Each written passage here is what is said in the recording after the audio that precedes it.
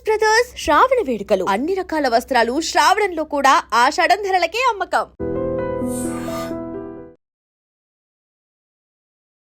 కాళ్ల పారాని ఆరకముందే ఓ నవ వధువు పెళ్లి కూతురు బలవన్మరణానికి పాల్పడిన విషాదకర ఘటన సత్యసాయి జిల్లా సోమందేపల్లి మణికంఠ నగర్లో జరిగింది.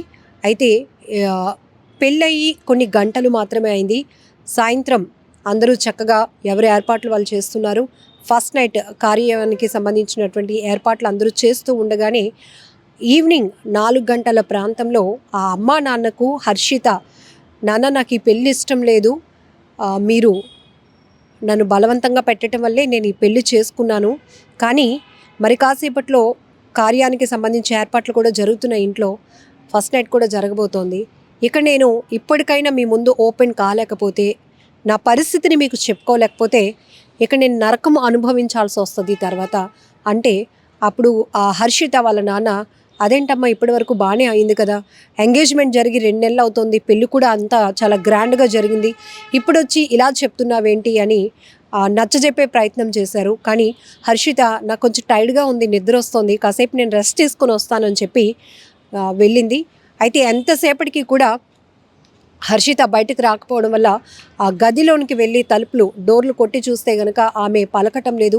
ఆ డోర్లు విరక్కొట్టి లోపల చూసేటప్పటికి ఫ్యాన్కి ఉరి వేసుకొని తన కూతురు కనిపించింది అంటూ ఆ తండ్రి పోలీసులకు ఇచ్చినటువంటి కంప్లైంట్ని ఆధారంగా చేసుకుని సోమందేపల్లి పోలీసులు అయితే ఇన్వెస్టిగేషన్ మొదలుపెట్టారు. ఎస్ఐ గారు చెప్తున్నటువంటి డీటెయిల్స్ ప్రకారం కూడా ఆ ఫ్యాన్కి ఉరి వేసుకొని గదిలో ఉంది తన కూతురు, ఎంత పిలిచినా పలకలేదు, డోర్లు విరక్కొట్టి చూసేటప్పటికి ఆ పరిస్థితిలో కనిపించింది అంటూ తండ్రి ఇచ్చినటువంటి ఫిర్యాదుని ఆధారంగా చేసుకొని కేసునైతే ముందుకు తీసుకెళ్తున్నా. మొదట అసలు ఏంటి ఆ అమ్మాయి బలవన్మరణానికి పాల్పడడానికి కారణాలు ఏంటి అనే దానిపైన కూడా చాలా మిస్టరీగా కొనసాగింది ఈ కేసు డీటెయిల్కి సంబంధించి కూడా. ఎందుకంటే హర్షిత పేరెంట్స్ ఇప్పటి వరకు ఒక వాదన వినిపించారు, అమ్మాయికి ఇష్టమైన పెళ్ళే, పెద్దల సమక్షంలో పెళ్లి చేశాం, ఇష్టం కాబట్టే ఎంగేజ్మెంట్ అయిన దగ్గర నుంచి పెళ్లి జరిగిన వరకు కూడా చాలా గ్రాండ్గా అయింది, తను కూడా చాలా సంతోషంగా ఉంది, ఫొటోస్ కావచ్చు మొత్తం అన్ని తంతుల్లో కూడా చాలా హ్యాపీగానే ఉంది, అలాంటిది ఏమీ లేదు. తన ఫ్రెండ్స్ కూడా హైదరాబాద్ నుంచి 10 మంది అబ్బాయిలు, ఒక అమ్మాయి కూడా వచ్చారు. నిన్నటి వరకు కూడా అంటే ఆగస్టు 4వ తేదీన మ్యారేజ్ అయింది.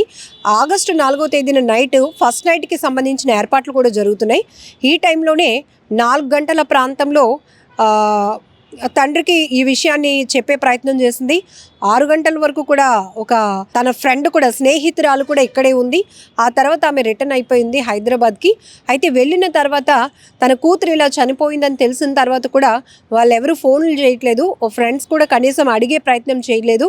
ఎందుకు ఇలా హర్షిత బలవన్మరణానికి పాల్పడిందనే విషయం తెలుసుకునే ప్రయత్నం చేయలేదు. కాబట్టి ఆ ఫ్రెండ్స్తో జరిగినటువంటి కాల్స్ కావచ్చు, కన్వర్జేషన్ పైనే మాకు డౌట్స్ ఉన్నాయంటూ మొదట హర్షిత తల్లిదండ్రులు చెప్పుకొచ్చారు.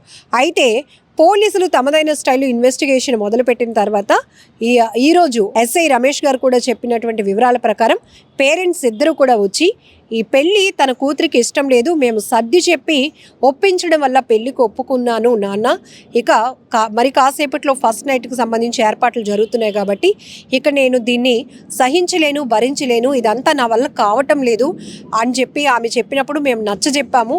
కానీ తను రెస్ట్ తీసుకుంటాను అని వెళ్ళింది, కానీ ఇలా గదిలో ఉరి వేసుకొని కనిపించింది అంటూ ఆ తండ్రి మొత్తం వివరించడం వల్ల పోలీసులు ఇప్పుడు అదే విషయాన్ని చెప్తున్నారు. అయితే తండ్రి ఈ రకమైన ఫిర్యాదు చేసినప్పటికీ కూడా ఇప్పుడు ఈ అమ్మాయి ఒక పెళ్లి కూతురు ఇంత పెళ్ళైన గంటల వ్యవధిలోనే కార్యానికి సంబంధించి ఏర్పాట్లు జరుగుతున్న టైంలోనే బలవన్మరణానికి పాల్పడడం వెనుక బలమైన కారణాలు ఇంకేమైనా ఉన్నాయా? సో దీనికి సంబంధించి లోతైన దర్యాప్తు కొనసాగించిన తర్వాత ఈ కేసుకు సంబంధించి పూర్తి డీటెయిల్స్ అయితే మీడియా ముఖంగా వెల్లడిస్తామని కూడా సోమందేపల్లి ఎస్ఐ గారు చెప్తున్నారు. సో ఇక్కడ మనం ఒకటే ఆలోచించాలి, బలవంతపు పెళ్ళిళ్ళు దీనివల్ల చాలా వరకు అటు అమ్మాయి కావచ్చు, అబ్బాయి కావచ్చు, బలవన్మరణాలకి పాల్పడుతున్నటువంటి పరిస్థితులు మనం చూస్తూనే ఉన్నాం. అలా అని తల్లి తండ్రికి పిల్లల భవిష్యత్తు ఏంటి, పిల్లల భవిష్యత్తు గురించి కానీ వాళ్ళ మంచి చెడ్ల గురించి ఆలోచించే రైట్స్ లేవా అంటే 100% ఉంటాయి. ఎందుకంటే వాళ్ళ పిల్లలు ఎలా ఉంటే బాగుంటుంది అనేది ఆలోచన చేయాల్సిన ఎంత అవసరం ఉందో, పిల్లల ఇష్టాలను గౌరవించాల్సిన పరిస్థితి తల్లిదండ్రులకు కూడా ఉంది. అలానే తల్లిదండ్రులు ఇప్పటి వరకు మనకి ఏం కావాలి, ఏది మంచి ఏది చెడు అని మనల్ని అడిగి పెంచలేదు. కొంత ఏజ్ వచ్చిన తర్వాత, మెచ్యూరిటీ లెవెల్స్ వచ్చిన తర్వాత మనకి ఇది బాగుంటుంది, మనం ఇది చూస్ చేసుకునేటటువంటి ఫ్రీడమ్ కావచ్చు, ఆలోచన శక్తి మనకు వస్తుంది. బిఫోర్ అంతా కూడా మనం పేరెంట్స్ పైన డిపెండ్ అయిన వాళ్ళమే. సో చిన్నప్పటి నుంచి అసలు మన గురించి మనకన్నా మన పేరెంట్స్కే బాగా తెలుస్తుంది. మన మూడ్ ఎప్పుడు ఎలా ఉంటుందో, మనకి ఇష్టమైంది ఏంటి, మనకి నచ్చింది చేస్తే మనం ఎలా ఫీల్ అవుతాం పిల్లలు. కానీ తల్లిదండ్రులకు ఉన్నటువంటి నాలెడ్జ్ యాక్చువల్గా మన మీద మనకి కూడా ఒక క్లారిటీ ఉండదు. ఇక్కడ 2 రకాల కోణాల్లో విశ్లేషణ. ఒకటి, పిల్లల పాయింట్ ఆఫ్ వ్యూలో ఆలోచన చేస్తే వాళ్ళు చేసింది రైట్, వాళ్ళు ఎంచుకునేదే కరెక్ట్ అనుకుంటారు.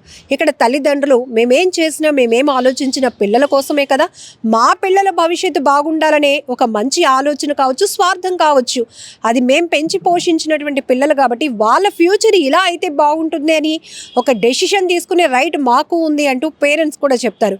కానీ ఇలా ఎవరికి వాళ్ళు విడిపోయి వ్యక్తిగత ఆలోచనలకు వెళ్తే అనవసరంగా చాలా ప్రాణాలు బలైపోయిన పరిస్థితి. కానీ ఒక అండర్స్టాండింగ్కి రావాల్సినటువంటి అవసరం కూడా ఉంది. పిల్లల ఇష్టాలని గౌరవించాల్సిన బాధ్యత పేరెంట్స్కి ఉంది. పేరెంట్స్ మన కోసం ఏం చేస్తున్నారు, అది మన మంచి కోసమే అనే పాజిటివ్గా తీసుకోవాల్సినటువంటి ఆలోచన పిల్లలకి కూడా అవసరం ఉంది. ఎందుకంటే ఈ మధ్య మనం చూస్తున్నాం అనేక చోట్ల, ఇక్కడ మనం లవ్ మ్యారేజా అరేంజ్డ్ మ్యారేజా అనే డిస్కషన్ కాదు, కానీ ఇక్కడ పెళ్ళైన కొన్ని గంటలకే కార్యానికి అన్ని ఏర్పాట్లు జరుగుతున్న టైంలో ఇల్లంతా సందడిగా ఉంది, పెళ్లి ఇల్లు ఎంత కలకలలాడాల్సినటువంటి పరిస్థితిలో ఒక్కసారిగా ఆ పెళ్లి కూతురు బలవన్మరణానికి పాల్పడింది అంటున్నట్టుగా ఎంత విషాదకరమైన ఘటన.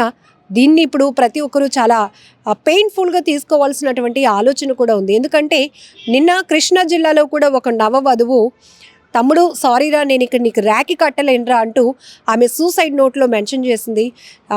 నేను చాలా హోప్స్ పెట్టుకొని వచ్చాను ఈ అత్త ఇంటికి, కానీ నా భర్త వేధిస్తున్నాడురా, నేను భరించలేకపోతున్నాను, అమ్మ నన్ను క్షమించండి, నాన్న నువ్వంటే నాకు చాలా ఇష్టం, నువ్వంటే నాకు ధైర్యం, నేను చాలా ప్రౌడ్గా ఉండేదాన్ని చదువు విషయంలో కావచ్చు, జాబ్ విషయంలో కూడా, నిన్ను చూసే నాన్న నాకు ఆ ధైర్యం వచ్చింది, కానీ ఇప్పుడు పెళ్ళయి వేరే ఇంటికి వెళ్ళిన తర్వాత నా ధైర్యాన్ని కోల్పోయాను, నా ఆత్మాభిమానాన్ని చంపుకోవాల్సిన పరిస్థితి వచ్చింది, నా ఆత్మగౌరవానికి అణువణువున తూట్లు పొడుస్తున్నాడు నా భర్త, నా ముందు వేరే అమ్మాయి గురించి పొగుడుతున్నాడు, నా ముందు వేరే అమ్మాయి పైన ఉన్న ఇష్టాన్ని వ్యక్తం చేస్తున్నాడు, నన్ను చదివించారు, నేను లెక్చరర్గా కూడా పనిచేస్తున్నాను, నేను పేపర్ కరెక్షన్స్ చేస్తున్నప్పుడు కూడా నాపై టార్చరే ఉంటుంది, కొడుతున్నాడు, మంచం గేసి కట్టి కొడుతున్నాడు, టైల్స్ పగిలిపోతున్నాయి, ఇక నేను భరించలేను, ఆడు కొట్టిన దెబ్బలకి నా తలంతా నొప్పిగా ఉంది, నేను భరించలేక ఇక తనువు చాలించాలనుకుంటున్నాను. ఆఖరిగా అమ్మకి, నాన్నకి, తమ్ముడికి కొన్ని మాటలు ఆమె చెప్తూ రాసినటువంటి సూసైడ్ నోట్, ఇది కూడా మీరు ఐ డ్రీమ్లో చూశారు. సో ఇన్ని ఘటనలు జరుగుతూ ఉన్నాయంటే ఈ ఆత్మహత్యలు ఎక్కడ ఆగుతాయి, అసలు దానికి కారణాలేంటి విశ్లేషించుకునే అంత టైం కూడా ఇవ్వకుండానే ఇప్పుడు కళ్ళ ముందు కనిపించినటువంటి వ్యక్తులు క్షణాల్లో క్షణికావేశంతో తీసుకుంటున్న నిర్ణయాల వల్ల ప్రాణాలు బలైపోతున్నటువంటి పరిస్థితి. ఆత్మహత్యలు, అందులోనూ నవవధువులు ఇలా ఆత్మహత్యలు చేసుకుంటున్నారంటే పెళ్లి వ్యవస్థ పైన కానీ, పెళ్ళి అనేటటువంటి ఆలోచనపై కానీ నేటి యువతకి మరి ఇంకా ఎలాంటి ఆలోచన ఉంటుందో, ఎలాంటి డైవర్షన్ ఉంటుందో కూడా మనం విశ్లేషించుకోవచ్చు. ఇటు ఒక్కటి అమ్మాయిల విషయం అనే కాదు, అబ్బాయిలు కూడా చాలా సున్నితమైన మనస్కులు ఉంటారు. సో అమ్మాయిల వల్ల హట్ అవుతూ వాళ్ళ ప్రాణాలు తీసుకోవటానికి కూడా చాలామంది అబ్బాయిలు వెనకాడుగు వేయట్లేదు. ఇటు అమ్మాయిలు అబ్బాయిలు 2 రకాలుగా కూడా ఎవరి తప్పు అని ఇక్కడ మనం వేలు పెట్టి వెతికి చూపించే ప్రయత్నం కన్నా ఈ ఆత్మహత్యలు ఎందుకు ఇంతగా పెరుగుతున్నాయి, దీనికి కారణం కొత్తగా పెళ్ళై ఇంకా ఒకరి జీవితంలో ఒకరు ఇంకా జస్ట్ ఎంటర్ అవుతున్నారు, కానీ పూర్తిగా ఒకరి గురించి ఒకరు తెలుసుకునే అంత టైము తీసుకోవట్లేదు, టైం కూడా ఇవ్వటం లేదు. ఇంతలోనే ఇక చాలు, ఇది మనకి నప్పదు, ఇది మనకి ముందుకు మనం వెళ్ళలేం, ఒక వ్యక్తిని ప్రేమించి ఇంకో వ్యక్తితో పెళ్లి జీవితాన్ని ఊహించుకోలేము అంటూ బలవన్మరణానికి పాల్పడుతుంటే ఆ కుటుంబాలు తమ వారిని కోల్పోయి, తమ బిడ్డల్ని కోల్పోయి, ఆ తల్లిదండ్రులు ఆ రోదన వర్ణనాతీతం అని చెప్పాలి, వారి కడుపు కోత తీర్చలేనిది. ఇక్కడ అన్ని రకాలుగా ఒక్కరు తీసుకునే క్షణికావేశమైన ఆలోచన పూర్తిగా అందరినీ కూడా చాలా ఇబ్బంది పెడుతుంది, చాలా లాస్, అది కుటుంబంలో చాలా లాస్. కాబట్టి ఈ ఘటనపై మీరేమంటారో కూడా కామెంట్ బాక్స్లో మెన్షన్ చేయండి. సోమందేపల్లి ఎస్ఐ గారు చెప్తున్నారు, పూర్తిగా ఈ కేసు ఇన్వెస్టిగేషన్ అయిన తర్వాత పూర్తి డీటెయిల్స్ ఇస్తాం. ప్రస్తుతానికి హర్షిత ఎవరైతే మృతురాలు తండ్రి ఇచ్చినటువంటి కంప్లైంట్ ఆధారంగా ఇన్వెస్టిగేషన్ కంటిన్యూ అవుతోంది. ఆ విషయంలో అయితే అతను మొదటంతా కూడా నా కూతురికి ఇష్టమైన పెళ్ళే పెద్దల సమక్షంలో చేసాం, చాలా గ్రాండ్గా చేశామన్న ఆ తల్లిదండ్రులు ఇప్పుడు నా కూతురికి పెళ్ళి ఇష్టం లేదు, ఈ విషయం ముందు కూడా చెప్పింది, నచ్చజెప్పి పెళ్ళి కొప్పించాం, ఇప్పుడు ఫస్ట్ నైట్కి ముందు తన ఇష్టాన్ని తన అయిష్టతను రెండు కూడా మా ముందు ఎక్స్ప్రెస్ చేసింది. అయితే మేము నచ్చజెప్పే ప్రయత్నం చేశాము అనుకున్నాం, కానీ నా కూతురు దీన్ని పాజిటివ్గా ఆలోచించలేక తను సూసైడ్ చేసుకుంది అనే వాదన ఆ తండ్రి కూడా చెప్తా ఉన్నారు. సో ఏది ఏమైనా ఒక అమ్మాయిని కోల్పోయారు ఆ కుటుంబం. చాలా బాధాకరమైన ఘటన. నిన్నటి దినం హర్షిత అనే 22 ఏళ్ల యువతి ఉరి వేసుకొని ఆత్మహత్య చేసుకోవడం జరిగింది.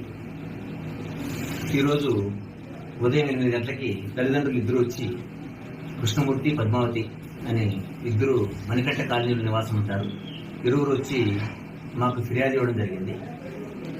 2 నెలల క్రితం బాగేపల్లికి సంబంధించిన ఒక ప్రైవేట్ ఎంప్లాయీకి నిశ్చితార్థం చేసుకుని నిన్నటి దినం బాగేపల్లి దగ్గర కళ్యాణ మండపంలో పెళ్లి చేసుకుని అమ్మ నాన్న ఇంటి దగ్గర శోభన కార్యక్రమాలకి సాయంత్రం 4 గంటల గంట చేరుకున్నారు. చేరుకున్న తర్వాత అమ్మ నాన్నతో, నాన్న నాకు ఈ పెళ్లి ఇష్టం లేదు, నాకు ఇప్పుడే పెళ్లి చేసుకోవాలని కూడా లేదు, ఇంకా మీరు నిశ్చయించినారు కాబట్టి చేసుకున్నాము, దీనికి సంబంధించి నేను ఇప్పుడు కూడా చెప్పకపోతే ఇబ్బందులు పాలవుతానని చెప్పేసి మీకు చెప్తున్నాను, అలాగని చెప్పేసి క్యాన్సిల్ అయితే మీ పరువు పోతుందని నేను గమ్మునున్నాను అని చెప్పేసి చెప్పిందంట.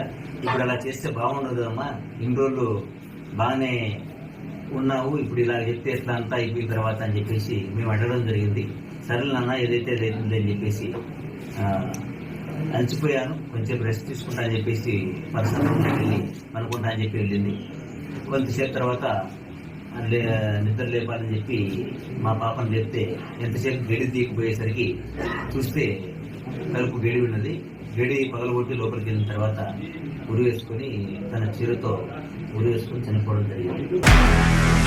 నిజంగా ప్రస్తుతం ఉన్నటువంటి సమాజం దేనికి ప్రయారిటీ ఇస్తుంది? ఆర్థిక సంబంధాల చుట్టూ మాత్రమే తిరుగుతోంది. మళ్ళీ ఎన్నికలంగానే చాలా విరక్తి కలుగుతున్నాం. మంచి అనిపిస్తుంది కదా, లేడీస్ కూడా ఛాలెంజింగ్ జాబ్స్ చేసినప్పుడు చాలా బాగుంటది. ట్రాఫిక్ అసిస్టెంట్స్ గా నియమించిన ట్రాన్స్జెండర్స్ అందరితో సాల్యూట్ చేయించుకుంటున్నారు. ఫుడ్ డెలివరీ ఇవ్వటానికి వెళ్ళినటువంటి డెలివరీ బాయ్ అనిల్ పై కళ్ళ ముందు